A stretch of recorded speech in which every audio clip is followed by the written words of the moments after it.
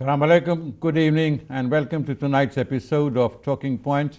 I'm your host, Syed Neaz Ahmad. In our studios today, we have Ahmed Choudhury, Justice of Peace. He brings peace to all of us. He is a media person, an entrepreneur, a philanthropist, and believes in integration of the Bangladeshi community in this country. He arrived here in 1972. I would like to ask him that the journey from Ahmed Choudhury to Ahmed Choudhury JP, long and interesting and exciting. Thank you. Assalamu alaikum. Walaikum salam. How are you, sir? Fine, thank you. Fine, thank you. Thank you for inviting me. This journey of Ahmed Choudhury from somewhere in Sylhet to London and then onward to Bristol and Bath. See, this has been a long journey. And Definitely. how would you describe it? The trials, tribulations, your experience, your success, and of course, success doesn't come easy, so must have been some difficult times. And how did you cope with them? Well, I was a teenager, and immediately after the Liberation War, our father, my brother is Mahmood Samad Choudhury, is the MP, decided to send us to United Kingdom for further education because my older brothers were already here. So we came in 1972 September, and we started from O-levels basically. Right. So those days it was very difficult. Community was not as many as we see now, especially in Bath and Bristol area. Yes. Altogether in Bath. Why did you go to Bath and Bristol? Because my eldest brother was there. My eldest brother was there with two other brothers, and they had businesses there. So we went to Bath College initially, and we used to work part-time in the weekend and get pocket money. What did you study? From O-levels, Okay. O-level initially. So then it just continued. Weekend, working in the restaurant, getting some pocket money. As soon as it is £5, send it to Bangladesh to our mother. And it just continued. So imagine during the Liberation War how people suffered, and I witnessed everything. And I did my part those days. I used to listen to radio. I had 3 radios, and I used to, people used to come in the evening to for me to say what's going on and what I heard. So then after the Liberation War, 9 months, I don't know if we should carry on talking about that, but so after 9 months, Bangladesh became independent, and it was a really struggle. Everyone was struggling, the rich and poor, everyone. There was famine and everything. There was, in all areas, things were very, very untidy. Right. So we came in 72, but a proud Bangladeshi, as a proud Bangladeshi, came to this country. So after the education, then started getting knowledge, and the vision was to get into business eventually. Then found out that all the restaurants our community owned or run are just called curry houses. After the pub had shut, people go there to eat and also receive some punches. In most cases after midnight, around 2 o'clock. So me and my brother, we decided that we have to break that image. Right.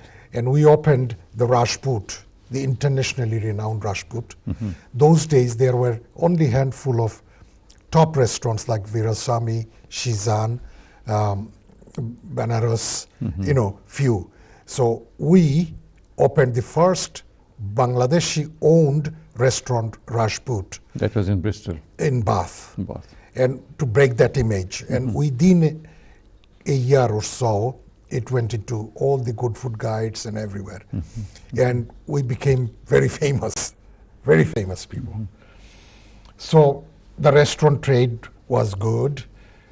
There was not much problem those days to find staff. How is it? I mean, that that's a couple of questions in my mind. See, why that is it that so many people from particular area in Bangladesh, Sylhet, wanted to migrate to England? That's one thing. And those who came, they went into curry business rather than anything else.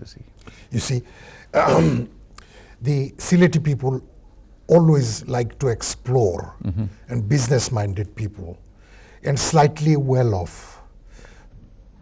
Don't forget, they had to buy a ticket, vouchers, and everything. True. So their families supported, and they follow. It is our nature that we follow one another. Yeah. So Sylheti people first came by ship, and then followed on.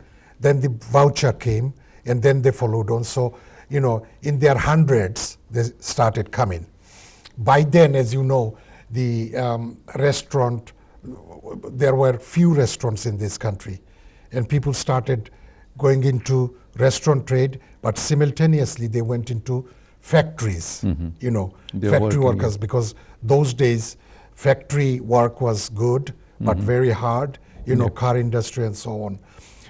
So one section went into the restaurant sector, but restaurant sector gave more freedom, more money, although it was £5-6 wages, salary those days a week. But and it was a shelter for their relatives or the fellow countrymen who would come to this country. So they will get accommodation, they will get job and everything. And then there's more security. Yeah, more security.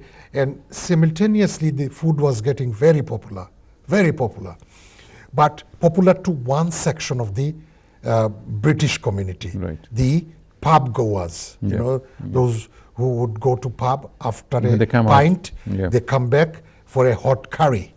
And those days, they would call it Hof and Hof. Hof and Hof means half chips, half rice, and rest is chicken curry. Curry. I mean, they used to call chicken curry often.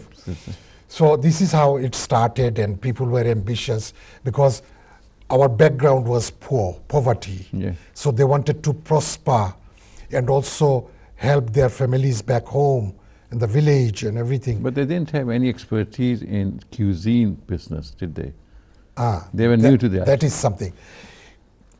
Our cooking and the cuisine is an art. You just don't learn it by educating yourself. It is the knowledge, it is your brain and thoughts, the mixing and everything. So that helped. They did not have education. They could not write the order. They used to shout and say that 3 chicken curries, 2 vindalus, 3 madras, and 2 rice. And the chef used to remember because of practice. So, then the young waiter and the young cook would go and open another restaurant and bring more people, give more employment. So eventually, we ended up having some 12,000 restaurants. And because of these restaurants, our community, our youngsters, our future generation, they are prospering. We have broken the glass ceiling. Glass ceiling. And after about 70 years only, we have reached wherever we wanted to reach. The sky is the limit now. See. We have MPs and members of House of Lords and all that.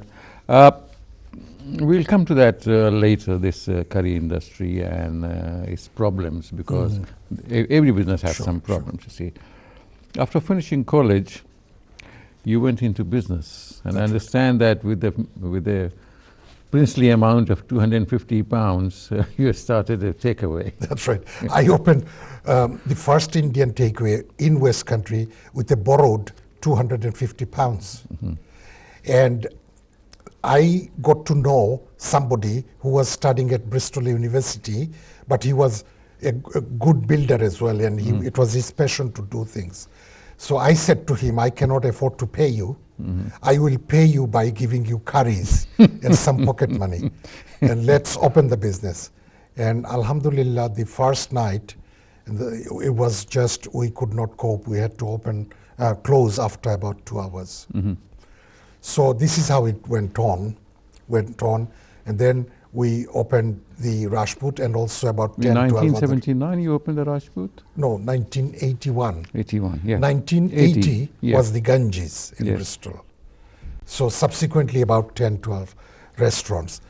But so remaining in the catering industry, the passion was the community. Yeah.